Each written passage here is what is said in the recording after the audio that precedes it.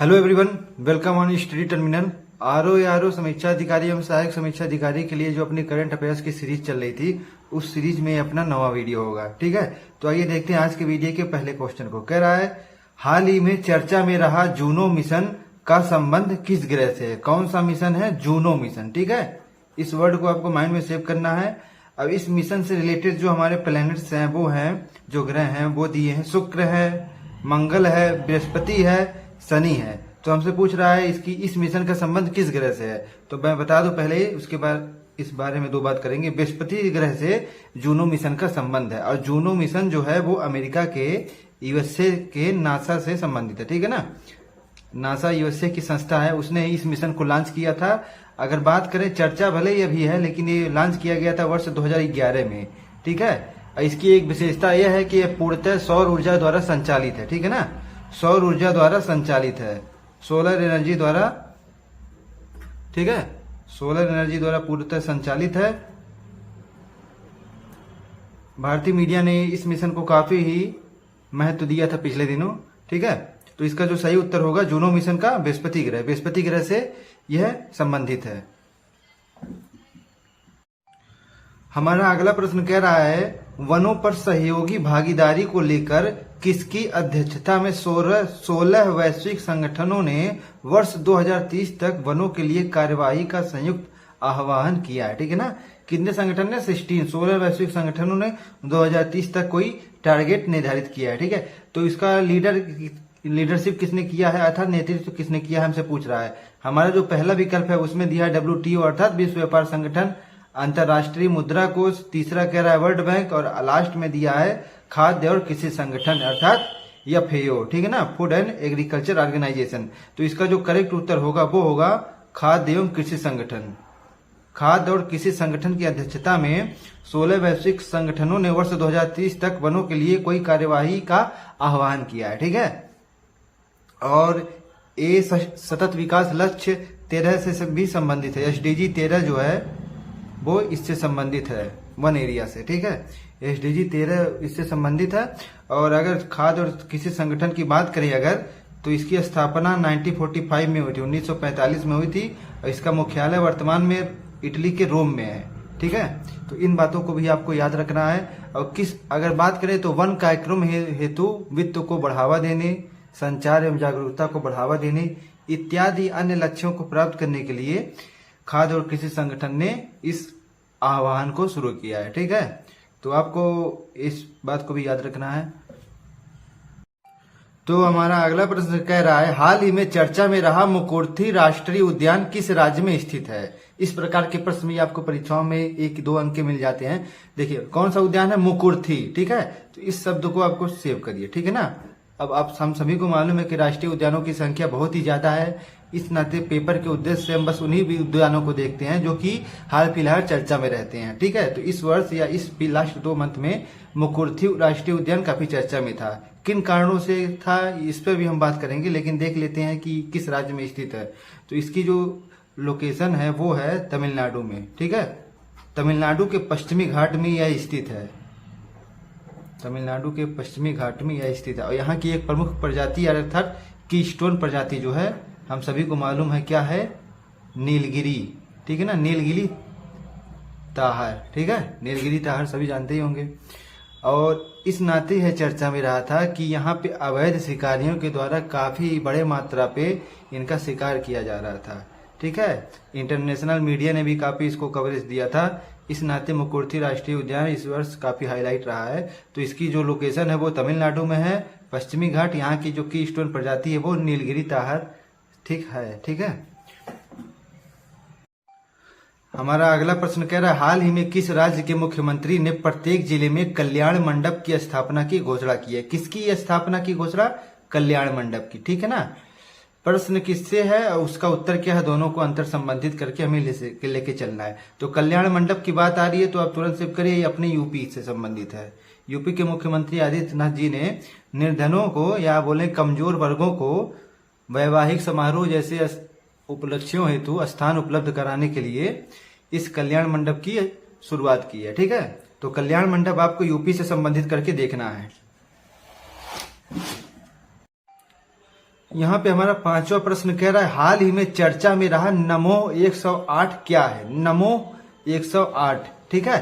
तो नमो 108 क्या है, हमें उससे संबंधित सही विकल्प को देखना है। तो गुलाब की एक प्रजाति कह रहा है, गुलमोहर की एक प्रजाति, कमल की एक प्रजाति, या फिर लास्ट में कुमुदनी की एक प्रजाति। तो इसका जो सही उत्तर होगा वो है कमल की एक प्रजाति, ठीक है। नमोह जो है कमल की एक संकरित प्रजाति है या विकसित प्रजाति है, जो भी आप समझिए।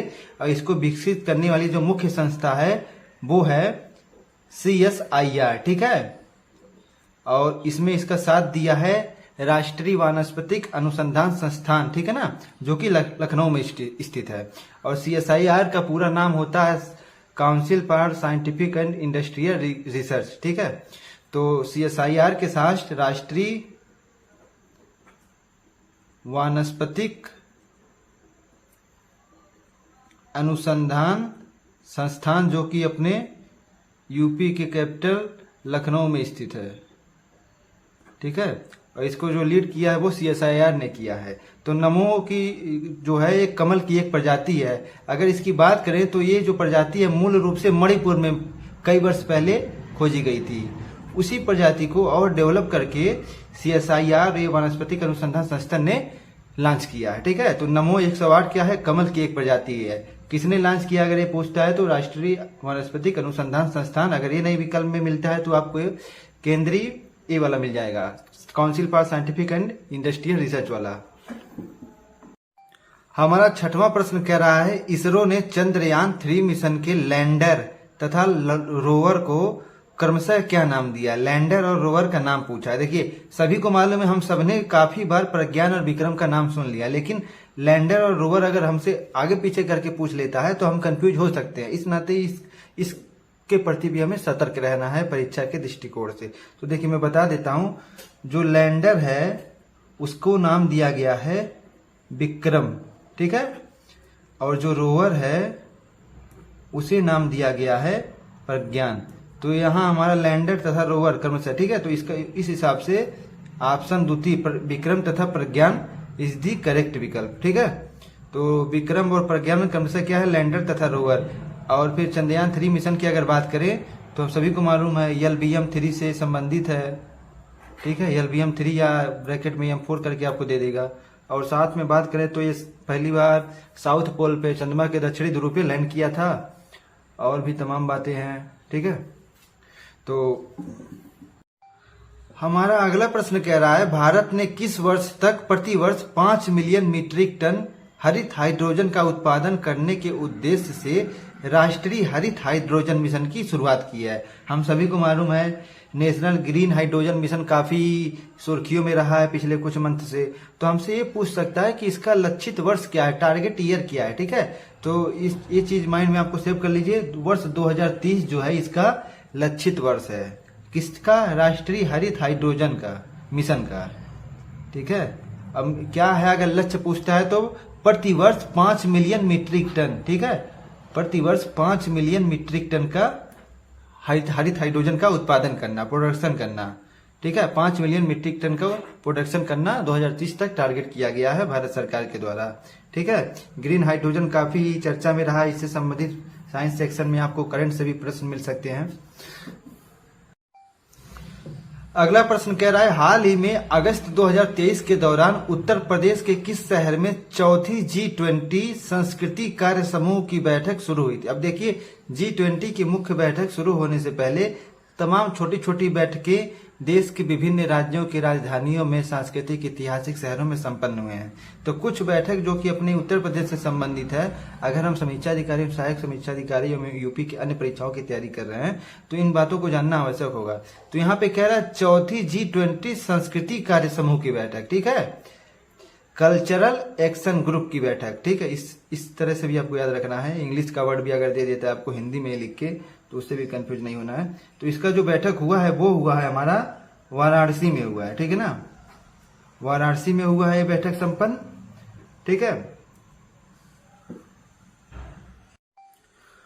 हमारा अगला प्रश्न कह रहा है हाल ही में ह्यूमन प्लेनेट फोरम 2023 का आयोजन कहाँ किया गया है। कौन सा फोरम या सम्मेलन है, ह्यूमन प्लेनेट फोरम, ठीक है ना।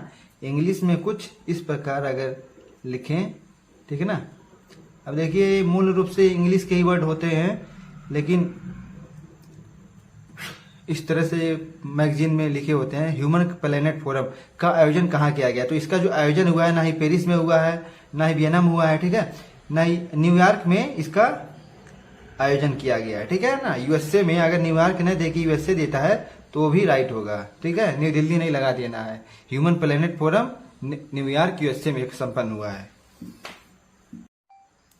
अब हमारा 10वां प्रश्न कह रहा है, हाल ही में भारत सरकार ने 5,000 करोड़ रुपए के परिव्यय के साथ प्राइप, या बोर्ड में लिखा है, इसका हर वर्ड का प्रत्येक मीनिंग होगा, जानते हैं मोदी गवर्नमेंट इस प्रकार की काफी स्कीम आती रहती है। तो PRIP, प्रीप पढ़िए, प्राइप भी पढ़िए, जिस तरह से भी आप पढ़ते हो। प्राइप योजना की शुरुआत किससे संबंधित है, ठीक है ना। कौन सी योजना की शुरुआत हुई है? प्राइप बोलिए, ठीक है ना। अब देखिए ये जो योजना है प्राइप, इसको पहले भी इसका फुल नेम पढ़ देते हैं। तो इसका जो पूरा नाम है promotion and research and innovation in pharma medtech centre, ठीक है ना। एक बार और बोलूं अगर तो, promotion and research and innovation in pharma medtech centre, ठीक है ना। फार्मा सेक्टर भी बोले तो भी चलेगा। तो प्राइप योजना जो है वो फार्मा क्षेत्र से संबंधित है, ठीक है ना। कितना अगर सरकार ने खर्चा अनुमानित किया है तो 5,000 करोड़ का बजट पास किया है इस क्षेत्र के हेतु, फार्मा क्षेत्र में अनुसंधान एवं नवाचार को बढ़ावा देने के लिए, ठीक है। तो ये आज के हमारे कुछ महत्वपूर्ण प्रश्न थे। करंट के प्रश्न इस प्रकार आते रहेंगे। Thank you.